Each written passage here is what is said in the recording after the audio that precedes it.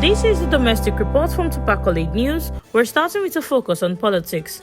Former Labour Party presidential candidate Peter Obi has restated his commitment to contest the 2027 presidential election, dismissing rumours that he might be serving as a running mate to former Vice President Atiku Abubakar or other candidates. Obi said no such discussions has taken place and affirmed his qualification to lead the country. He clarified the adoption of the African Democratic Congress as a coalition platform was not a betrayal of the Labour Party, insisting that all parties involved had agreed to work together without abandoning their base.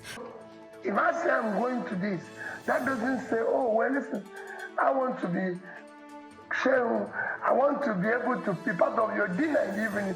That doesn't mean I should abandon my breakfast and lunch because I was intended to come and eat your dinner. No, we're going there. So we're going to go together. We are not abandoning where we are.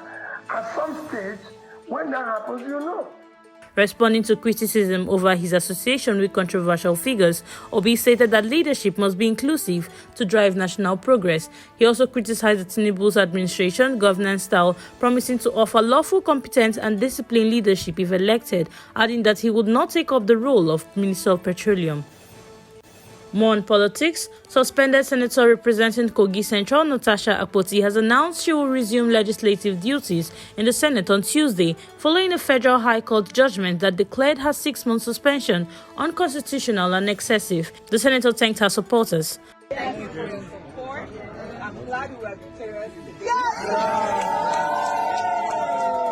And we shall resume in the Senate on Tuesday. Justice Binta Yako, who delivered the ruling on Friday, held that the suspension violated the rights of her constituents and lacked constitutional backing. However, the court also found Natasha guilty of contempt over a satirical Facebook post addressed to Senate President Godswill Akpabio in violation of an existing injunction and imposed a 5 million naira fine. The senator's suspension in March followed a controversial plenary section which escalated into allegations of sexual harassment against Akpabio. Justice Yako further criticized the Senate's disciplinary procedure and warned that indefinite suspension without due process undermined democratic representation.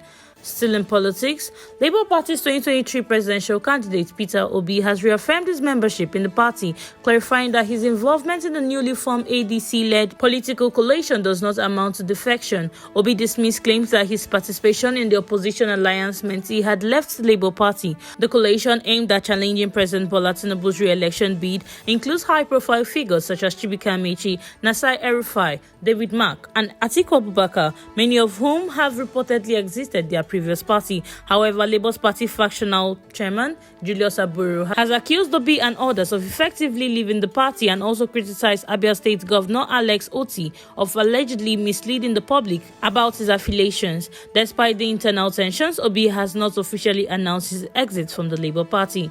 Still talking politics, former secretary to the government of the Federation, Babachir Lawal, has officially resigned his membership of the ruling All Progressive Congress. In a personally signed statement addressed to the APC chairman, Lawal announced that his resignation takes immediate effect. He stated that he would disclose his new political affiliations in due course, noting his intentions to join compatriots in working towards a better Nigeria. Lawal, who served as SGF during President Muhammadu Buhari's first term, expressed gratitude and extended warm regards to members of the APC in his former ward. Now in business, the Nigerian Senate has passed a landmark bill mandating that all raw materials must undergo a minimum of 30% local processing before being exported. The bill, sponsored by Senator Onyekachi Nweboyi, seeks to promote value addition, boost local manufacturing and stimulate economic growth. Under the amended Raw Materials Research and Development Council Act 2022, exporters who fail to meet the processing requirement will face a 15% levy on the export value and risk suspension or revocation of their value addition certificate. The Raw Materials Research and Development Council will issue guidelines detailing what qualifies as 30% processing, including standards of quality, safety, and environmental sustainability. Materials exported without meeting the threshold will be classified as small goods under customs law. Senate President Godswill Akpabio hailed the bill as a major step towards Nigeria's industrialization, saying it would create jobs, cut reliance on imports, reduce carbon footprints, and encourage technological advancements in local industries. Now in crime. Benue State Governor Reverend Father Hyacinth Aliyah has attributed the challenges in enforcing the state's anti-open grazing law to its limitation as a state-level legislation without federal support.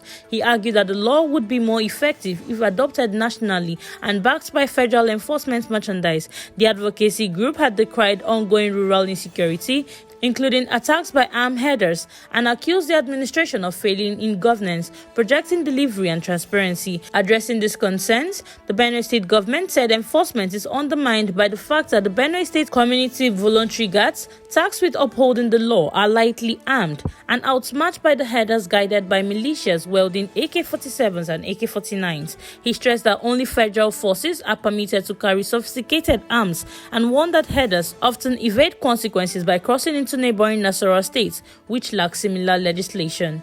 Moving to sports, Nigerian Super Falcons kicked off their campaign for a record-extending 10th Women's African Cup of Nations title with a commanding 3-0 win over Tunisia in Casablanca. Veteran forward Asisat Oshola opened the scoring in the 4th minute, converting a low-in swing free kick from Risola Babajide amid a goal-mouth scramble. Babajide, who switched international allegiance from England to Nigeria in 2023, doubled the lead in the first half stoppage time with a powerful finish to score her maiden goal at the senior international tournament. That is the domestic news updates for now. On to Percolate News. Do stay with us for more domestic updates and development. I am Blessing Bassi.